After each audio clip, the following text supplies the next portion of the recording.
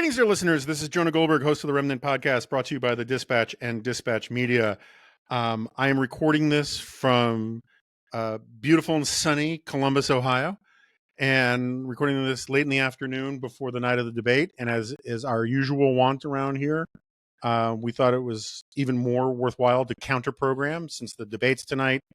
Everything's going to be sort of moot in terms of touch points about rank punditry, that we figured we would go another way. And it's been a while since we did a good foreign policy episode on here. And so one of my go-to people is my AEI colleague, Danielle Pletka, who was generous enough to do this late in the day at short notice. And I'm very grateful for it. She is the host of What the Hell's Going On podcast and a Substack by the same name. Both are indispensable. Sign up. She's also been a contributor for the Dispatch many times. And she knows a lot about a lot that's going on in the world. And so I figured we would just do a foreign policy potpourri, as it were. And if we get into politics, so be it. But, you know, that's the life we have chosen. So, Danny, welcome back to the Remnant. Thank you. It's such a pleasure to be here. So, where to begin? Why don't we start with Russia and Ukraine, if that's okay with you? Sure. Because I know once I get you started on Iran, I may not be able to pry you off. It's true. It feels to me like I very much like the incursion into Kursk. Very, like makes me happy.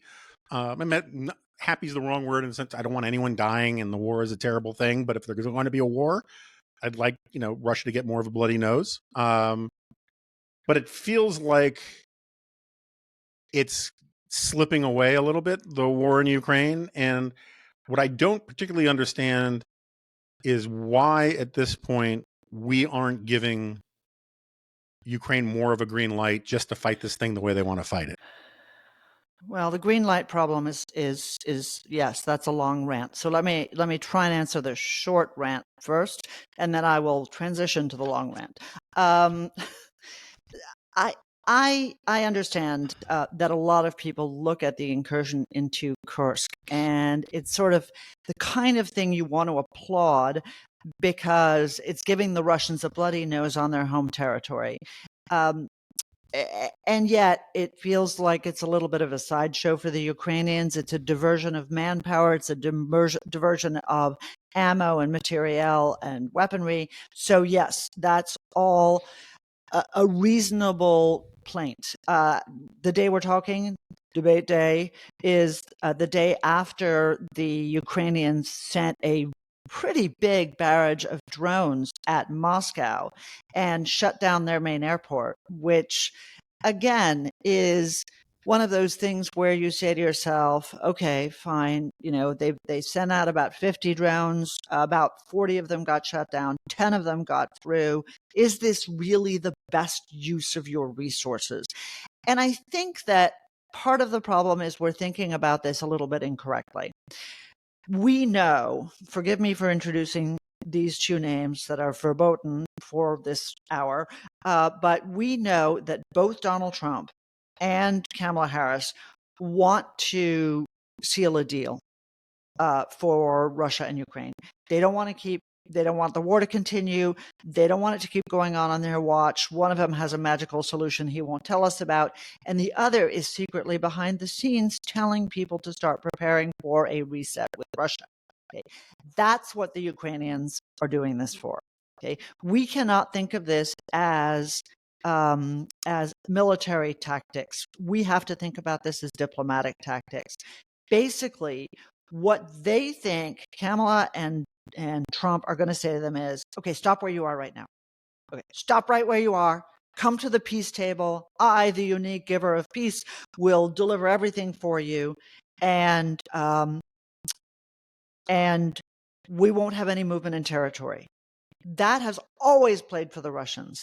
That's what the Minsk Accords were about. That's why they're still in Georgia. That's why they're still in all these other frozen conflicts. And so the Ukrainians thought, aha, okay, we'll stay in Kursk then. That'll be fine. We will continue to occupy Russian territory for as long as Russia occupies our territory. And we'll go to the table and have that conversation then. So I think that's what they were thinking. And I'm sorry to everybody, because I know that was a little bit of a long explication, but this isn't usually the way you think about it when they reach in and snatch a piece of territory, that it's actually diplomatic gaming. And in that regard, I think it's pretty smart. Yeah, I mean, I agree that if you do freeze in place, basically Russia gets to play poker all with Ukraine's chips, right? Exactly. If Ukraine doesn't own anything. But it also seemed to me like you can make a case for it insofar as Ukraine has to fight asymmetrically in a certain way, right? Because they're just outnumbered and outgunned in all sorts of ways. And if Russians think the war is just something they see on TV, particularly in St. Petersburg and Moscow, then it can go on indefinitely in terms of Putin's hold on power and all that.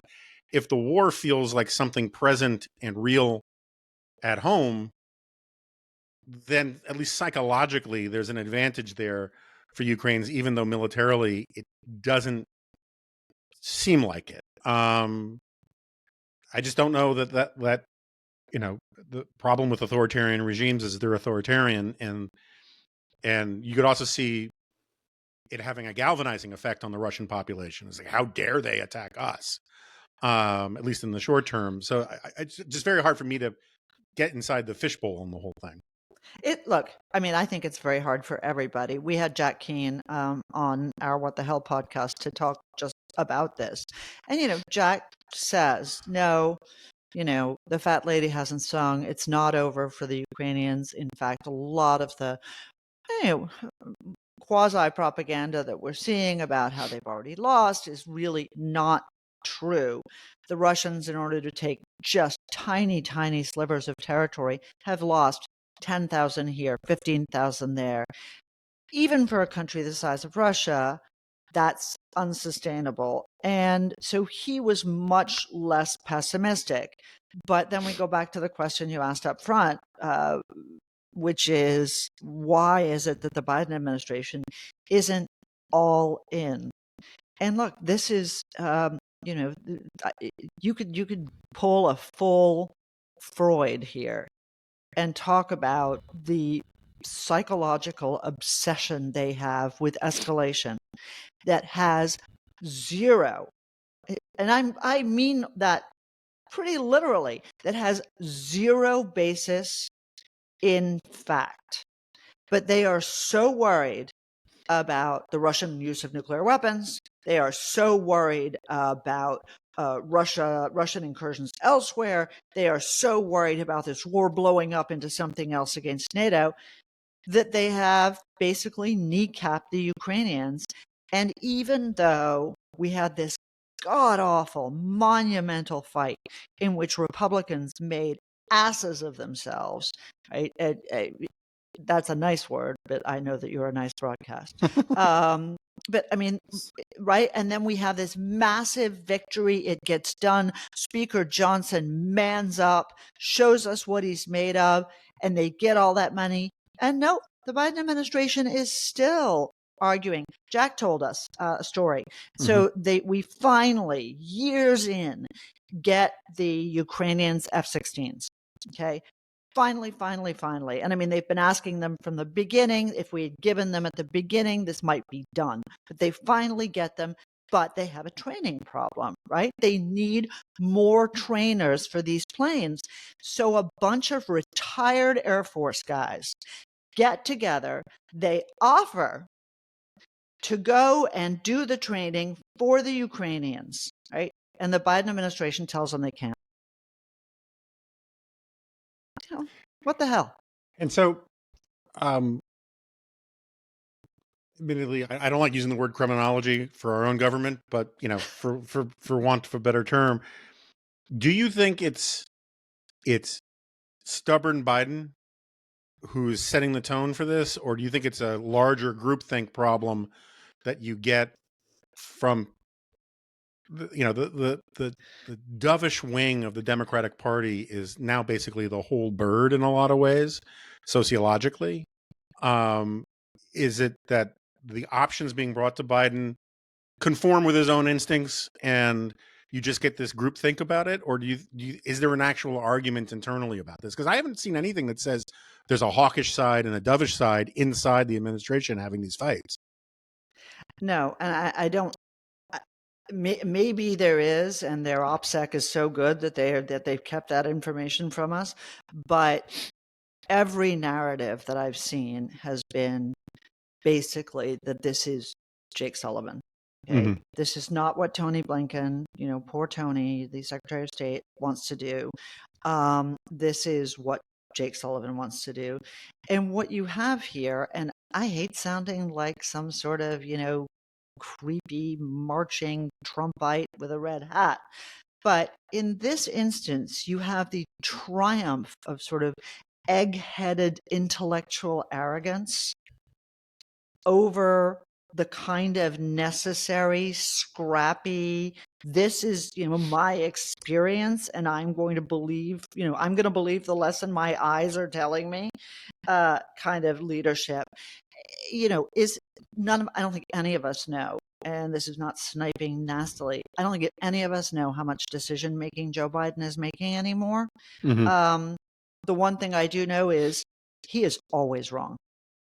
Yep. And not because I dislike him. I don't dislike him at all.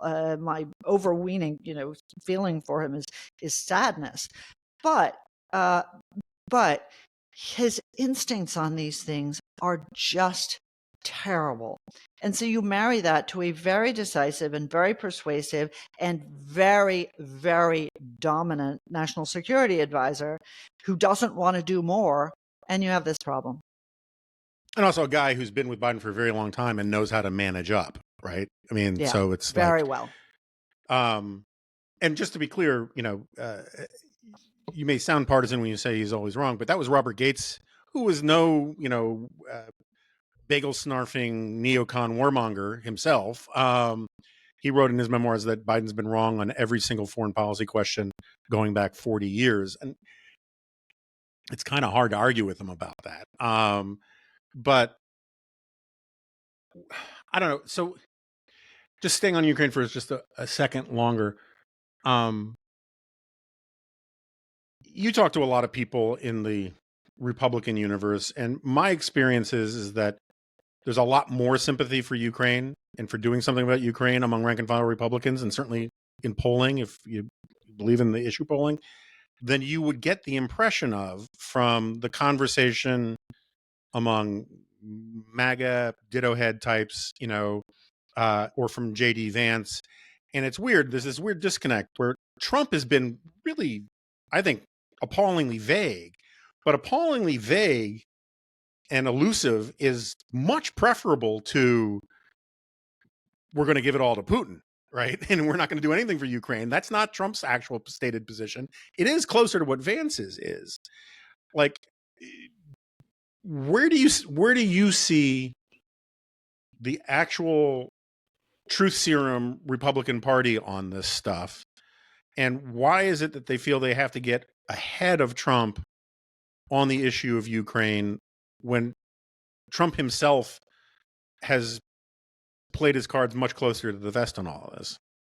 Right. So, well, there's the old cliche, more Catholic than the Pope, and I think that's that explains a lot of the J.D. Vance problem, which is imputing a set of ideas to Donald Trump. Look, just to bring up one of the world's stupidest issues. This is the Project 2025 problem, right? Mm-hmm. This is the head of an institution who says to himself, I see a vacuum out there. We need a MAGA think tank that's going to get everything ready for the new Trump administration. And Donald Trump is like, what? Right. Right.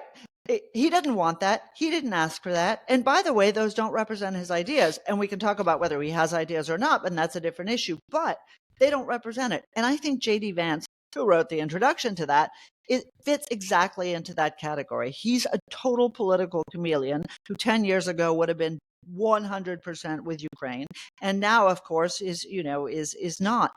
The most amazing thing, though, was this great survey that the Reagan Foundation does every single year.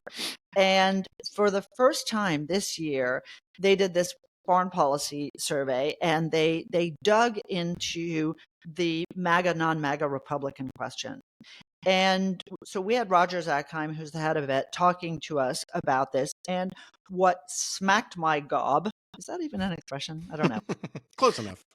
Close enough. Everybody knows what it means. What really surprised me was actually MAGA people are more enthusiastic about beating Russia and being pro-Ukraine than rank and file regular Republicans who don't wear red hats and have pitchforks and everything else. And that fact bears no relationship to how the upper echelons of Trump world think. You know, that's just weird. Yeah. And it's not, I mean, it's weird because it's like, I think Pompeo is closer to where we are on this stuff. And there are a bunch of people who are in Trump world who are, but they feel constrained by what they can say in a way that the Vanceites and the Kevin Roberts types don't. And it seems to me, we like to talk a lot about how progressives are too online and they think that their bubble is representative of America. The Trump world suffers from this enormously, where they think 100%. that, these influencers who just got indicted, or for Benny Johnson and those guys, they weren't indicted. They were just useful idiots for Laurentian and the people they were working for. If you go and look at the stuff that Benny Johnson has been saying, and I want to be very clear, you can go all the way back to the Talmud. It is a rule not to take Benny Johnson seriously. But as a phenomenon, right? He's like channeling something. The peacenik rhetoric of the very online MAGA world is without a major constituency, but you would not know this from both the Benny Johnson world, the Jack Prosbiak, whatever that guy's name is, and those people, nor would you look at it, nor would you believe it from the mainstream media coverage of it, because the two groups that want to pretend or believe that they are actually representative of where the Republican Party are the jackasses who say this stuff, and the mainstream media who want to say they're reflective of it, right? And so you get this sort of Plato's cave hall, shadows on the walls of the cave kind of thing, where none of it reflects reality, but that's where the conversation is.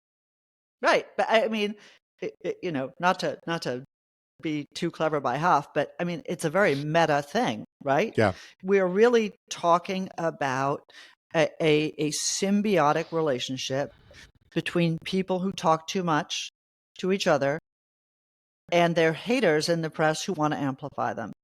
And the problem is that when someone like you or someone like me or, someone like an institution like the Reagan Foundation comes in and says, hey, that's not what people think.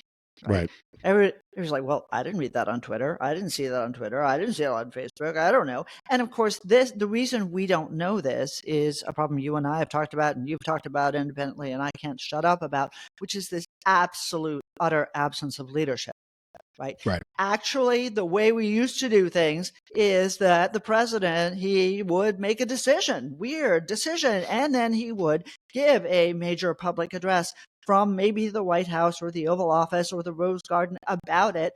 And then the media would go and say, hey, public, what do you think? And now it's like, hey, twerp in a hat, what do you think? And then the president goes, I'm listening. Right. This started in the Clinton administration with this sort of weird polling obsessiveness, and it has only gone downhill from there. And we don't, what has Biden told us to think about Ukraine? Nothing. Yeah. Nothing. What has Kamala told us? So no surprise, that people are all over the place and that you have to dig and scrape to get their opinions. Yeah. So it's funny. We're not here to do the punditry stuff, but about the election. But sorry for no. That's fine. I'm just, as a preface to what I was about to say, is like one of the things, to your point, that politicians used to understand is that you could move public opinion by taking clear stands on things. And so, like, including me, I thought Kamala Harris was a terrible pick to replace Biden because her standing in the polls was so terrible. Turns out that like just the relief of getting rid of Biden was worth a 20-point bump in almost overnight. Like if you make a straight line projection based upon today's poll numbers, you're ignoring the fact that events and change circumstances can change attitudes really, really quickly. And we have leaders now who are basically followers and don't want to actually change the zeitgeist. They want to bow to it. And that just means everyone sort of drifts around. I think it explains a lot of Trump's positions on, say, abortion and whatnot. But it's exceedingly frustrating in matters of sort of national security. But this is a good segue, because I think as much as the right is enthralled by a Twitter phantasm about where they think their people are, I think the Democrats are similarly enthralled with a similar phantasm, very online, about where their people are when it comes to Israel.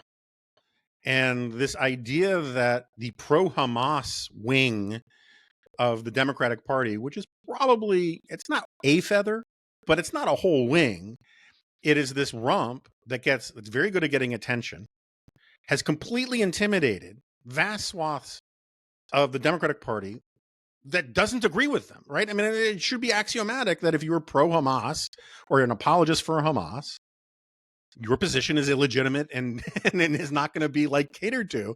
But instead, it's catered to all over the place. And I just don't, I don't think that Biden or Harris appreciate the degree to which this is a pro-Israel country. Doesn't mean it's pro-Israel across the board about everything Israel does or anything like that. But if the choice is between a country that perpetuates October 7th and a country or a group that perpetuates October 7th and a country that responds to it, it's a pretty easy moral distinction to make. And yet there is this determination to make it very gray and cloudy and complicated, and you got to think about both sides.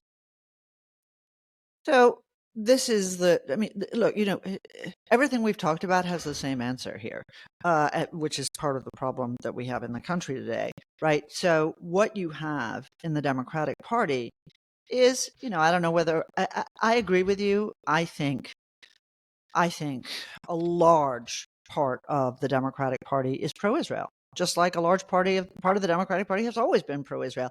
It's probably smaller than the large part of the Republican Party that's pro-Israel.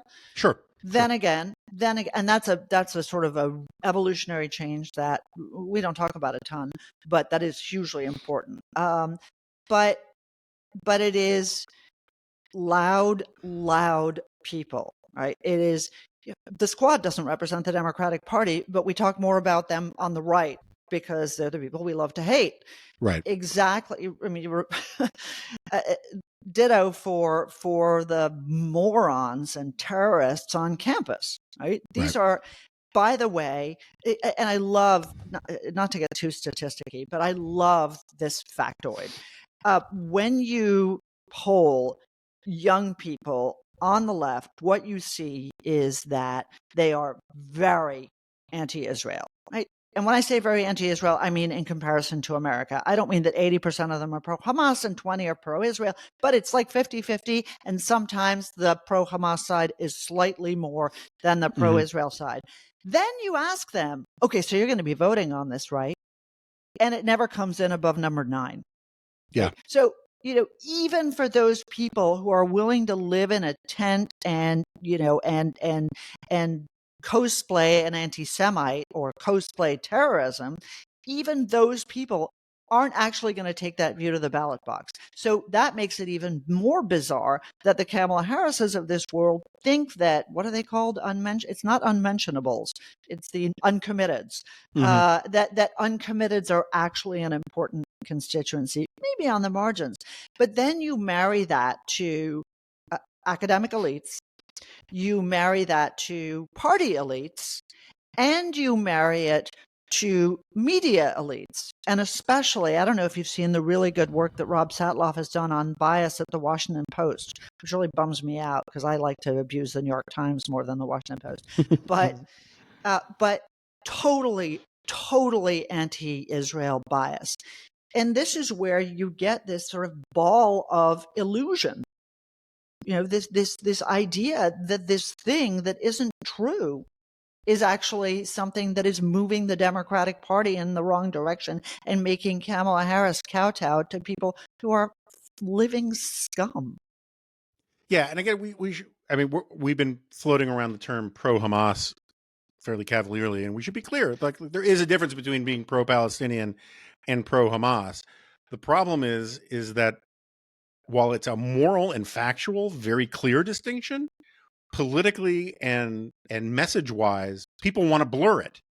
And it seems to me you could have a president show some real leadership, or a presidential candidate, and shame people by saying, look, it's perfectly fine to be, you want peace for the Palestinians, you want them to be recognized, you want, life to go better for them. That's all great.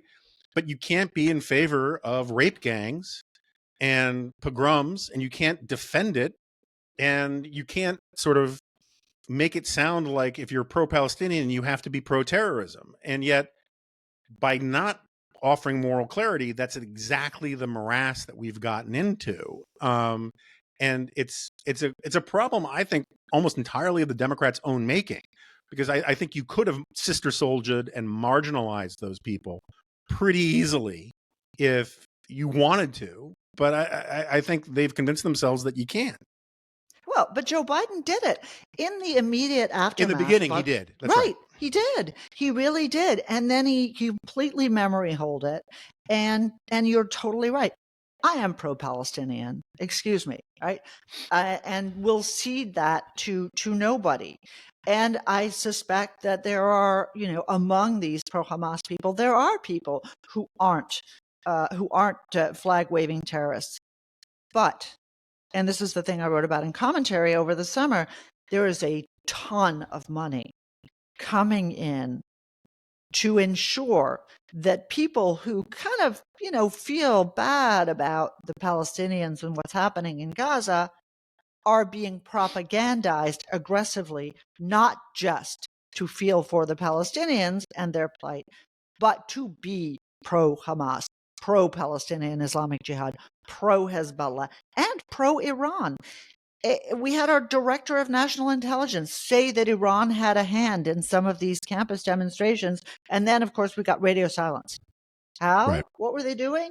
We don't know. Who are they supporting? Are there organizations they're giving money to? I would like to know. No answer.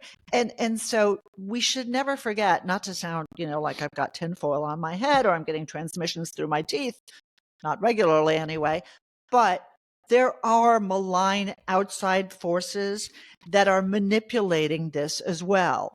Much like when Tucker goes to Russia and everybody says Putin's telling him what to do, there are people in Qatar, there are people in Tehran who are telling people in America what to do. Yeah, as someone who's a late convert to horseshoe theory, one of the things that I find immensely frustrating is the double standard, insofar as I think the neo-Nazi goobers on the right are a shameful embarrassment and need to be ostracized and irradiated and anathematized and defenestrated and whatever words you want, right? And You forgot autodafé. There we go. I mean, I take the mission, the William F. Buckley mission of keeping the fever swamps out of the mainstream right very, very seriously, and I have for a long time. And one of the things that pushed me, into the anti-Trump camp so early was how much anti-Semitic stuff was thrown at me in 2016. I take a backseat to nobody about all that. But the amount of coverage that you get of that crowd and the desire by the media to attach it, and Trump doesn't help. Having dinner with Nick Fuentes and, that crowd does not help, right? Tucker mainstreaming this goober historian guy doesn't help. But the Students for Justice in Palestine, or whatever that group is called, if you actually read their own documents, they make no distinction between terrorism in America that globalized the Intifada, all that kind of stuff. And if it was a bunch of white dudes in khakis with tiki torches, or skinheads, saying that they, and we found out that they were being funded by Russia, people would set their hair on fire about how dangerous and scary this is. But because Tehran does it, or Qatar does it, or whoever does it, and funds these people, you still get these glowing sort of profiles about youthful idealism on college campuses. And aren't these protests great? And there's a real double standard there that is, as someone who cannot stand either side, I find it kind of maddening. Yeah, well, you're not alone in that. And the only thing that is the sort of the silver lining of this gross black cloud of yuckiness is that they went so far over the top in the spring semester, and that they brought down, I think, a lot of legal consequences for themselves. Yeah. And so, I live in Northern Virginia. The Attorney General of Virginia is going after, and for reasons inexplicable to me, Northern Virginia is like the heartland of pro-terrorist Islamism, and actually has been for quite a long time. And he is going after Students for Justice in Palestine and American Muslims for Palestine with all what am I looking for here? I'm looking for a good metaphor. I'm lost. But he's going deliberate after speed. them. I don't know. Yeah. with all deliberate speed. And by the way, the most important part of this, as we always know in these instances, is discovery, right? We are Right. going to find out who's telling them what to do, where their money is coming from, who's actually paying for them, because of course, all of these guys are actually tied, or at least many of them at the top of these organizations are tied to either proscribed terrorist organizations in other countries or to our favorite historic pro-Hamas organizations in the United States, the Holy Land Foundation and its successor, an organization called Kind Hearts. They're all like one Borg of pro-Islamist evil. So I actually want to get to the substance of some of the Israel stuff in a second, but I've been meaning to ask you for a while. On domestic policy, there is this effort to, the Hewlett Foundation to make industrial policy the hip right-wing thing and all that kind of stuff. And I got my arguments with that. I got my problems with that, but be that as it may, there's much less attention been paid to things like the Quincy Institute. And it's enough to get me to drive off the road when I hear on NPR, and we're going to hear from a conservative think tank that blah, blah, blah, blah, blah. And it's someone from the Quincy Institute, which is, fundamentally just an isolationist, think tank, as far as I can tell.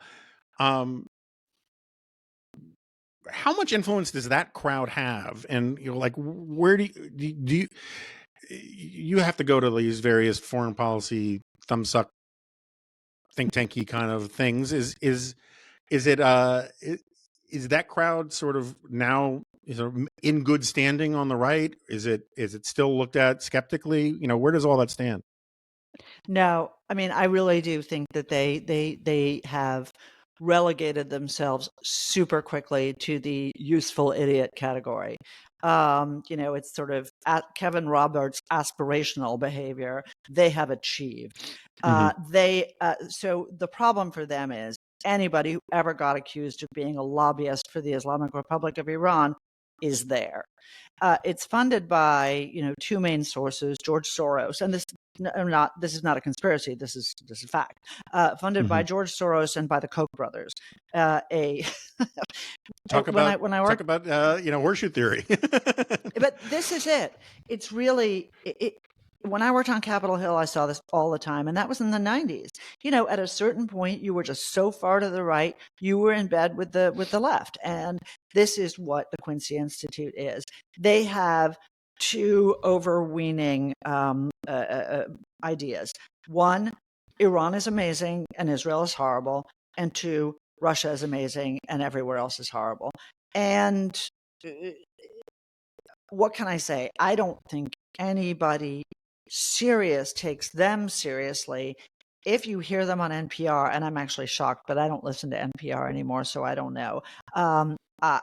That's disgraceful. All right. So on the substance stuff, I'm not saying that this was fluff or anything like that, but like we've sort of covered a lot of the sort of, as we joked about before we started, of all the people we're angry at domestically. Where the last time I had you on, you were ahead of the curve in talking about the fundamental problem with the Israeli response to October 7th is they have no what's next. That's become more of an accepted position because it seems doubly true, and it seems to be at the heart of the problems with Bibi. Do you have any insight as to whether we have got a better picture of what's next? What do you think? And also just sort of generally, how do you parse the criticism of Bibi? You know, I get a lot of grief from people for being kind of a centrist on this. I kind of think politically he's past his sell-by date, but at the same time, I don't think he is, you know, this fundamentally evil, horrible guy and the source of all of the problems with Israel and Hamas either. It's just he's in a crappy situation and he's lost credibility with a lot of political constituencies, and that's a problem. But so how do you judge how Bibi's doing and whether or not he actually wants a what's next solution? So I will take 30 seconds and remain in the rank punditry sector Sure. about Bibi. The problem with Israel is that Israel arrived at the current state of American politics, right? I know who you are, you're a Trumpy. I know who you are, you're a commie Kamala, many, many years ago. Right? And Israeli politics and the Israeli press and Israeli public opinion is, 0 to 60 in under 5 seconds, and they hate the enemy. And that went away briefly after October 7th. And the problem is it's come back. And so I'll give you the perfect encapsulation of this for me. I obsessively watch what's going on. I obsessively watch what's happening in Gaza and what's happening in Lebanon. This means an enormous amount to me. I used to live in Israel, and it's emotional and important. I use a lot of Instagram for this. A lot of pro-Israel, anti-Semitism, stand with us, IDF stuff that I see on there, and I use it and I share it with my mostly family and friends. There is an Instagram account called Bring Them Home, which is the families of the hostages, and it's everybody can imagine to themselves what it is. Okay, after the 6 hostages, including Hirsch Goodman, pulling the American boy, not a boy, but seems like a boy to us, was murdered. And, Eden Yolshalmi and all of the other 4, none of whom were over the age of 40, were shot in the back of the head after being starved and suffocated. The Bring Them Home account basically posted, this is all Bibi's fault. I went and looked at the comments, like we all do, and the comments were uniformly, what the hell is wrong with you? This is Hamas's fault. Bibi didn't kill them, Hamas did, and I unfollowed them. But this is the kind of toxicity that has now entered into the debate about human life post-October 7th. Is Bibi wrong? I'm 100% with you, which is, look, he's been around a really long time. Maybe he's past his sell-by date, but he didn't kill those guys. And on top of that, I agree with that entirely, just to be clear. Right. Yeah, no, I know you do. I know you do. But more importantly, the accusation that he has prolonged this war in order to prolong his political career seems to me very unpersuasive. But it is a view that is held by Israeli political elites and by Israeli media elites. And so it is very pervasive. And you see it, for example, from Barak Rabin at Axios, right? Mm-hmm. You see this translated because the people who American think tankers and Americans know are the Israeli elites who are mostly on the left and who hated Bibi before and now have more reason to hate him. So, what's happening with this? To finally answer your question, and sorry for the emotional blather, but to finally answer your question, no, there is still no day after. And by the way, you could say to yourself, the day after is not freaking Israel's problem, right? We gave Gaza back in 2005, and that's what you did to bring us back again. We are not going to occupy you again. You figure out your crap, right? You, America, Saudi Arabia, Jordan, Egypt, Europe, you people figure that out, and we will just keep them out of our country, right? And I think that to a certain extent that is their attitude about Gaza. The problem is that's not tenable for the West Bank. Right. Thousands and thousands and thousands of Palestinians work in Israel. Apart from and by the way, have gotten back to working in Israel over the last few months. So what happens?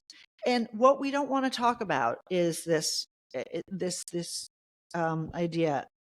You and I and people like us, we get the crap kicked out of us every other day, let's say now, since it's 20 years later.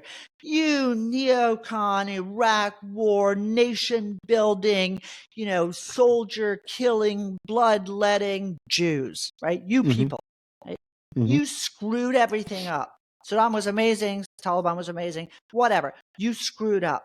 Okay, let me just say, 31 years since Oslo, I wrote the Middle East Peace Facilitation Act that opened the spigot of aid to the Palestinian Authority.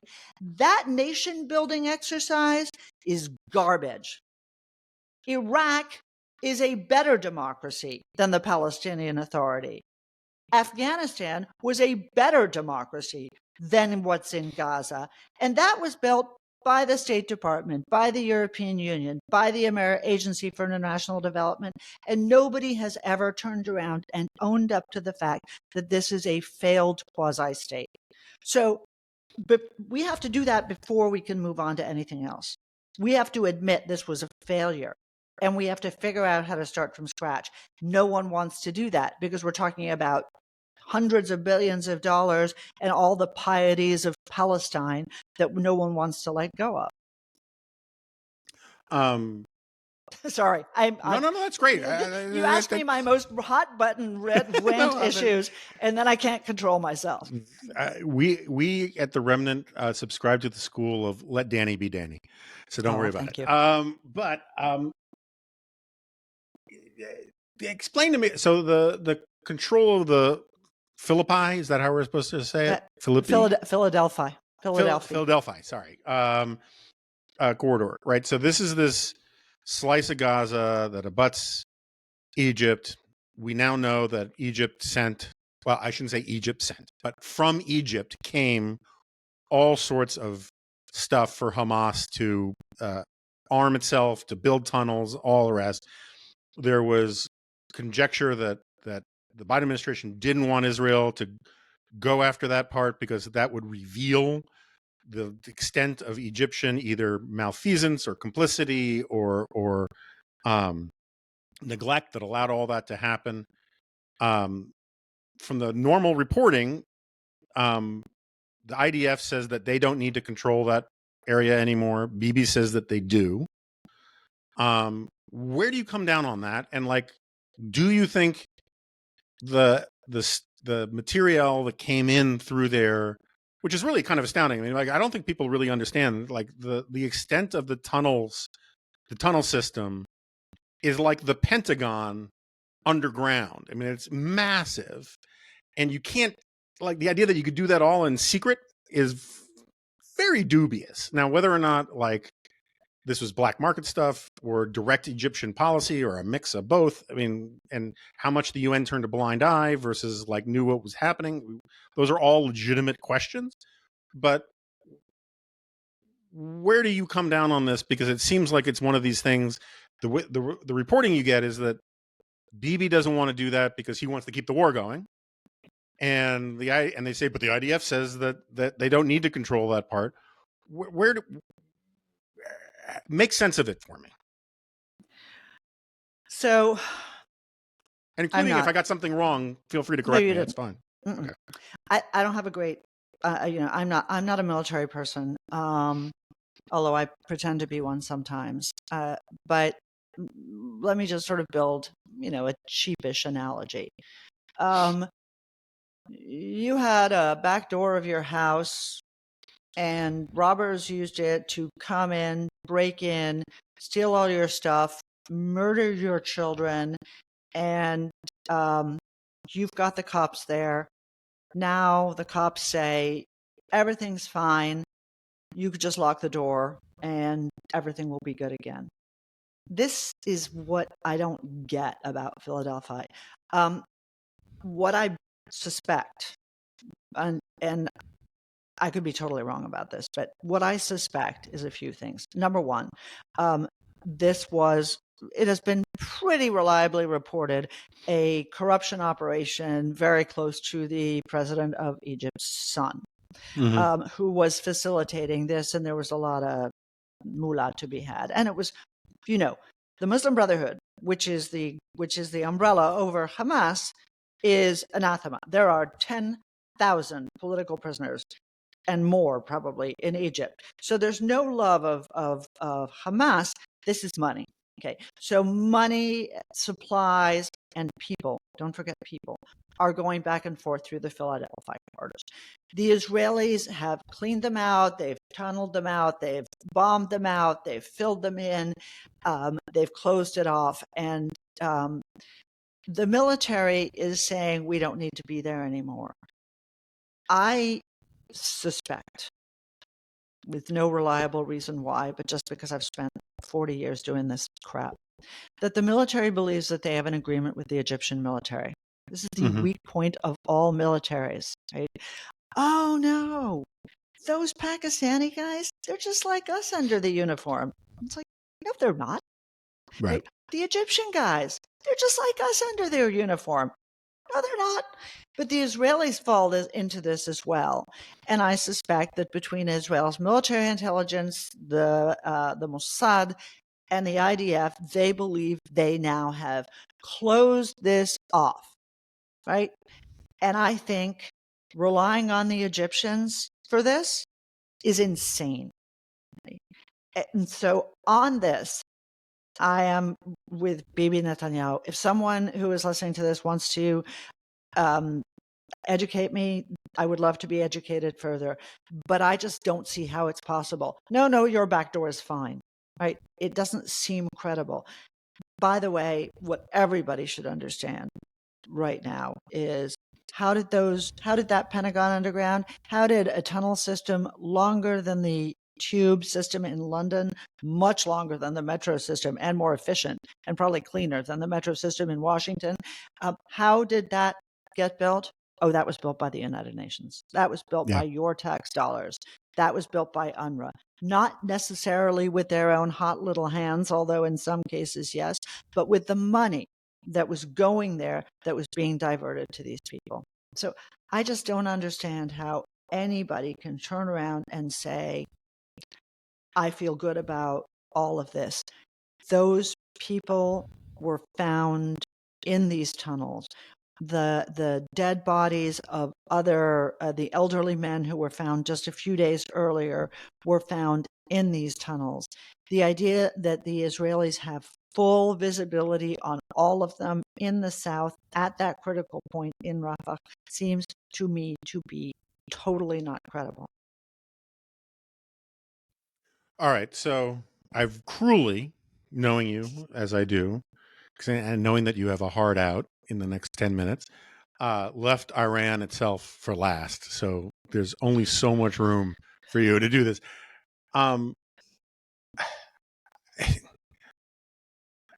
It's a kind of a Groundhog Day question because it's the same question for a decade now. What is the obsession with an Iran deal?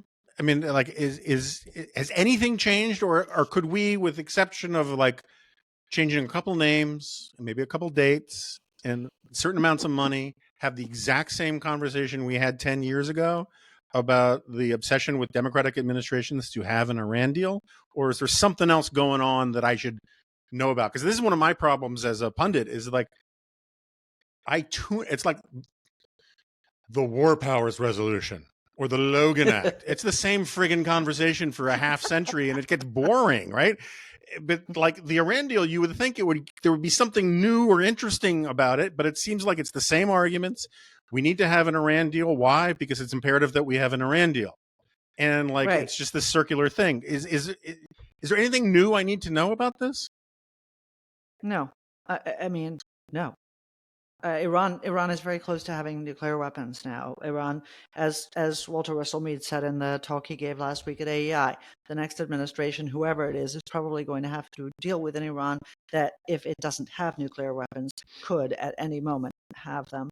The IAEA said yesterday that the Iranians are no longer cooperating in any way with the agency.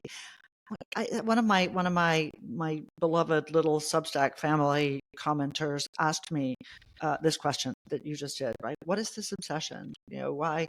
And there's this whole architecture of conspiracy theories underlying it.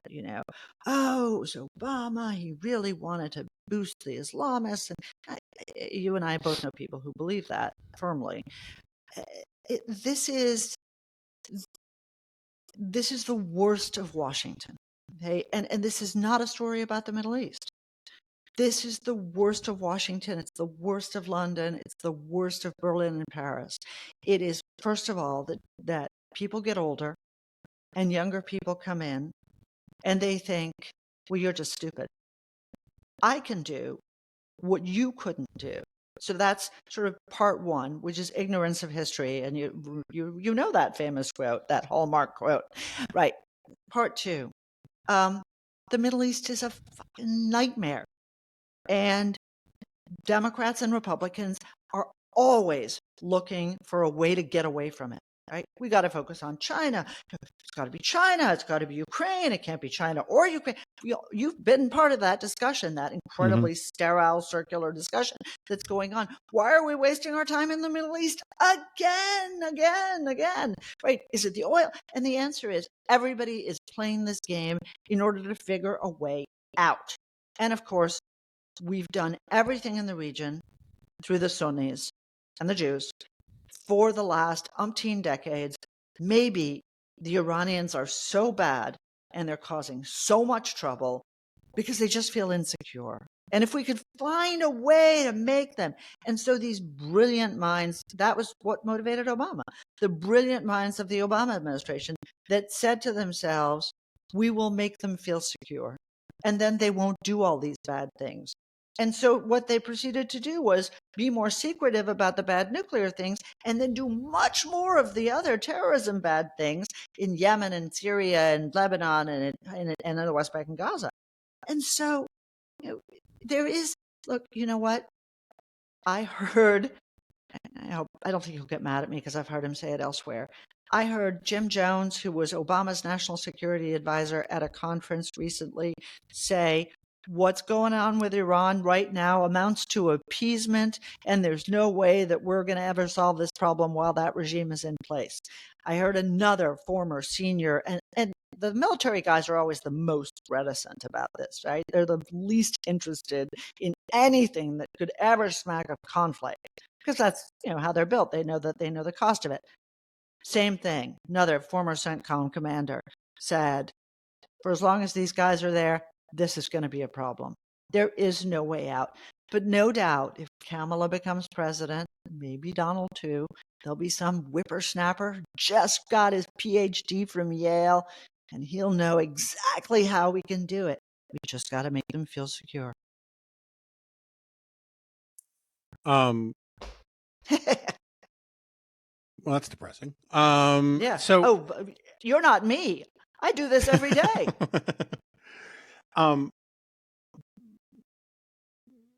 The regime itself, right? I mean,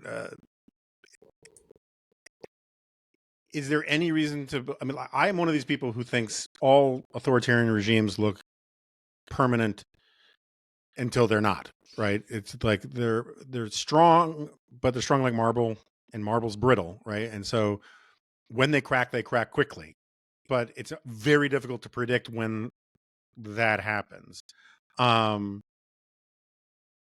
Is there any reason for optimism that you think that the Iranian regime is less secure than it would like to think it is, or is it just, do we think it's going to be a problem that we have to deal with for another generation? I met with over the summer. I met with two friends. I won't say who they are, but they represent European nations in Tehran. And both of them said to me that the regime is hanging by a thread. But as you and I know all too well, the Soviet Union hung by a thread for a really long time. Right. And unfortunately, two problems. One, I don't know that we're doing anything to hasten their demise. And two, I don't think that we know what will be the instrument of their demise. We all want it to be the beautiful girls in the street who rip the veils from their heads. Unfortunately, it could just be the senior-most people of the IRGC, the Revolutionary Guard Corps. That would not be good. Islamist military dictatorship versus Islamist theocracy, not necessarily a desirable outcome. And I disagree with some of my expert friends in Washington about this. But, if we're not trying and we're not thinking hard about what we want next, which was obviously something that plagued us and is, for me, a lesson learned for both Iraq and Afghanistan, which is you may not have a great hand in it. You may not be able to control it, but at least you should have some idea of what it wants to look like, what you want it to look like. And that's treif, that's halal. That's not something you're allowed to be talking about. That's absolutely taking the lobster into the synagogue. For anybody who gets that, that's not allowed. And so we can't have that conversation. I just last question, and I promise I'll let you go. I've heard you say before, we've talked about this before, about how, Iran doesn't want a nuclear weapon necessarily to nuke Tel Aviv. At the same time, chances of Tel Aviv being nuked increased from 0 to greater than 0 if Iran gets a nuke, and that's not good. But it wants to be is a regional hegemon, right? And having a nuke allows it to be that. Explain how, to me, again, the non-zero chance of Israel getting nuked is by itself terrible, and messianic religious fanatics having nukes is just generally not a desirable thing.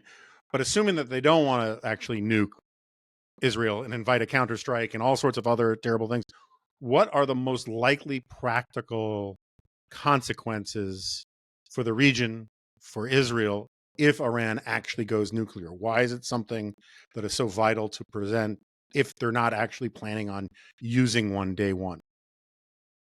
I mean, the most important lesson that the Iranians have learned, and I think, by the way, that they were totally right in learning it, is, Muammar Gaddafi gave up all of his nuclear program to the United States, and then Barack Obama said, I suddenly, for a brief shining moment, care about human rights.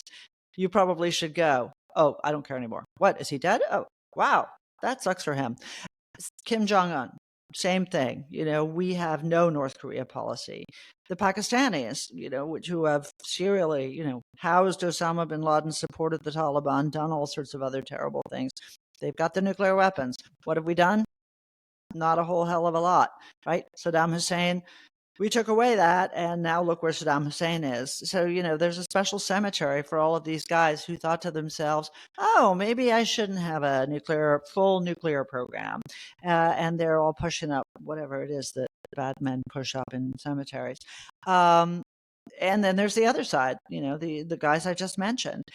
I think the Iranians understand that. And I think that while they may pursue an Israel-like policy of ambiguity, they want this option because it is about the most important thing to them. The most important thing is not regional hegemony. The most important thing is regime survival. The Right. second most important thing is is regional hegemony. And that if you look at the region, just like take a map of the region and then take out your coloring crayons. They have been kicking ass for the last 10 years. Yes, subsidized by the Obama administration and others, but even under Trump, they had some pretty serious setbacks under Trump. Those were bad days for them, but still, they sponsored attacks on the United Arab Emirates. They sponsored the attack on Upcake, the critically important refinery in Saudi Arabia under Trump, and we did nothing. They are everywhere. And if you think about how the question will get answered in the future, what do we do about Hezbollah? Well, we don't want to piss off the Iranians because they could get involved. And all of a sudden, it's they and their nuclear weapons could get involved. We're seeing the fruits of that sort of thinking with Jake Sullivan and Ukraine, right? Ooh, Putin might use his nuclear weapons. And the answer will be, well, Putin might use his nuclear weapons if he wants to irradiate Russia. And that would probably be bad. But the Iranians are a whole different kettle of fish. These are ideologues. These are millenarians. Who has his finger on the button there? I don't know. But imagine to yourself, ooh, we need to take on the Houthis because that's pretty bad in the Red Sea. Ooh, but we might make the Iranians and their nuclear weapons angry. I mean, you can see how all of a sudden they become more bulletproof.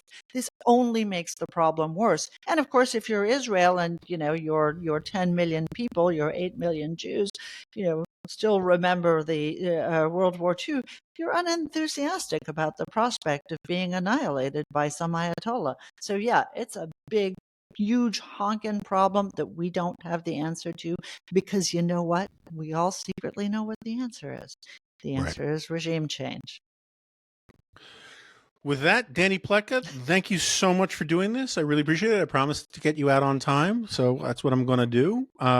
Thank you. Again, I'll plug it again in the close, but the Substack and the podcast are What the Hell is Going On? And you were my colleague at the American Enterprise Institute, and thank you again. Thank you. Thank you for letting me rant. It's always so cathartic. I just wish I could solve a real problem one day.